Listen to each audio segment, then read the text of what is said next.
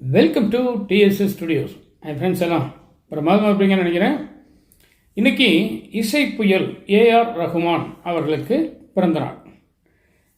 அவர்களுக்கு உங்கள் சார்பாகவும் அனைவரும் சார்பாகவும் சேனல் சார்பாகவும் இனிய பிறந்த நாள் நல்வாழ்த்துக்களை தெரிவித்துக் கொள்வதில் பெரும் மகிழ்ச்சி அடைகிறேன்.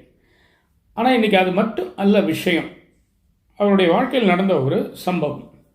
அதாவது நியூ படத்துக்கு வாலி ஒரு பாட்டு எழுதுகிறார். எப்படி எழுதுகிறாரு? காலையில் தினமும் கண் விழித்தாலே கை தொழும் தெய்வம் அம்மா அப்படின்னு எழுதி கொடுத்துட்டு அவர் போயிடுறார். அப்போது ஏஆர் ரஹ்மான் அங்கே இல்லை. பின்னாடி அவர் வரார். வந்துட்டு அந்த பாட்டை பார்க்குறார். அந்த பாட்டை பார்த்த உடனே அவருக்கு அதில் ஒரு சின்ன திருத்தம் பண்ண வேண்டியிருக்கு. அது என்ன திருத்தம் அப்படிங்கிறத நம்ம பின்னாடி பார்க்கலாம், சரிங்களா? அப்போது வாலி ஸ்ரீரங்கத்துக்காரர்.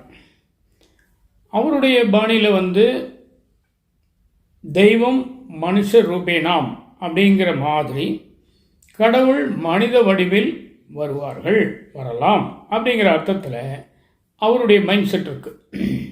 அப்போ அவர் என்ன பண்ணுறாரு? காலையில் எழுந்திரிச்சோடனே நான் கை தொழுகிற தெய்வம் அம்மா அப்படிங்கிற அம்மாவை தெய்வமாக சொல்கிறார். நம்ம அது மாதிரி சொல்லுவோம். அது மட்டும் இல்லை, நம்ம இன்னொன்று சொல்லுவோம் அப்படின்னா, யாராவது நமக்கு ஒரு இக்கட்டான நேரத்தில் உதவி செஞ்சாங்கன்னா கடவுள் மாதிரி காப்பாற்றினீங்க சார் அப்படிம்போம். புரியுதுங்களா? அப்போ மனிதர்கள் தான் கடவுள் மாதிரி காப்பாற்றினாங்க அப்படின்னு சொல்லி. அதே நேரத்தில் நம்ம ஹிந்து கோயில்களில் சில முறைகள் இருக்குது. கோயிலுக்குள்ளே இருக்கும்போது நீங்கள் யாருடைய காலையும் விழுந்து கும்பிடக்கூடாதுன்னு ஒரு ரூல்ஸ் வச்சுருக்காங்க. ஏன்னா அந்த இடத்துல கடவுள் மட்டும்தான் மிகப்பெரியவர். மற்ற மனிதர்கள் எவ்வளோ பெரிய ஞானிகளாக இருந்தாலும் சரி, வயதானவர்களாக இருந்தாலும் சரி, உள்ளுக்குள்ளே காலை தொட்டு கும்பிடக்கூடாது அப்படின்னு ஒன்று வச்சுருக்காங்க. இதெல்லாம் ஒரு சில நியம நிஷ்டங்கள். அதே மாதிரி கோயிலில் படுத்து தூங்கக்கூடாதுங்கிறாங்க. படிக்கட்டில் உட்காரக்கூடாதுங்கிறாங்க. அந்த கொடிமரம் அப்புறம் அந்த முன்னாடி உள்ள அந்த இது நிழலில் மிதிக்கக்கூடாதான். சில பேர் சுற்றி போகிறது நான் பார்த்துருக்கேன். எனக்கு அது அர்த்தம் தெரியல முதல்ல. அதனால் நிழலில் மிதிக்கக்கூடாது. இப்படி நிறைய நம்ம ஃபார்மாலிட்டிஸ் வச்சுருக்கோம். அதனால் அம்மாவை தெய்வமாக அவர் எழுதிட்டு போயிட்டார். இவர் அதில் ஒரு சின்ன மாற்றம் பண்ணணும். என்ன மாற்றம்? முதல்ல சொன்னோம் இல்லைங்களா? என்ன மாற்றம் பண்ணணுன்னாருன்னா, அவர் இஸ்லாத்தை சேர்ந்தவர்.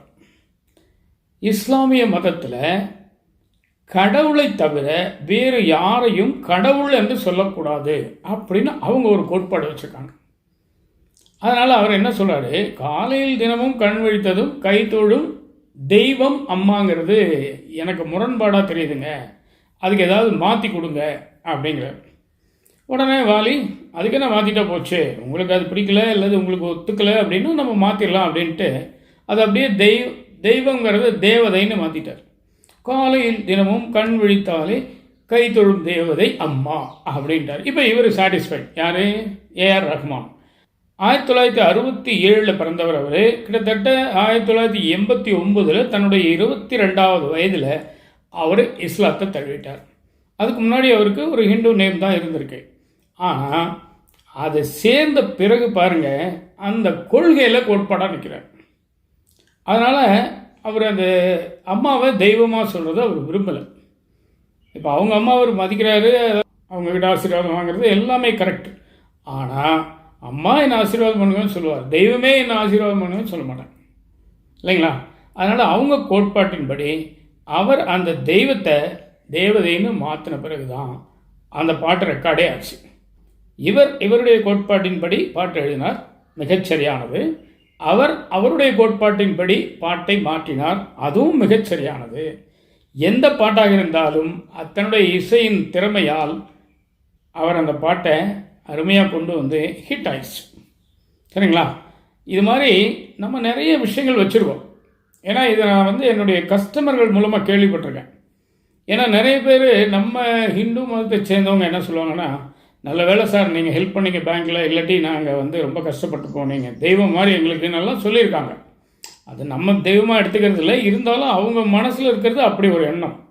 அப்போ அந்த மாதிரி ஒருத்தர் சொல்லிட்டு போகும்போது அடுத்து வரக்கூடிய ஒரு முகமதிய நண்பர் சொன்னார், இதை பார்த்துட்டு இருந்தவர், எங்கள் மதத்தில் நாங்கள் மனிதர்களை தெய்வம்னு சொல்கிறதில்ல அப்படின்னார்.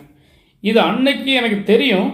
ஆனால் எந்த அளவுக்கு அதை பின்பற்றுறாங்க, எந்த அளவுக்கு அதை கடைப்பிடிச்சு அதில் உறுதியாக நிற்கிறாங்க. அதுவும் இவ்வளோ பெரிய மியூசிக் டைரக்டர், அவர் தெய்வம் அம்மான்னு போட்டால் கூட யாரும் அவர்கிட்ட சண்டைக்கு வர போகிறதில்ல.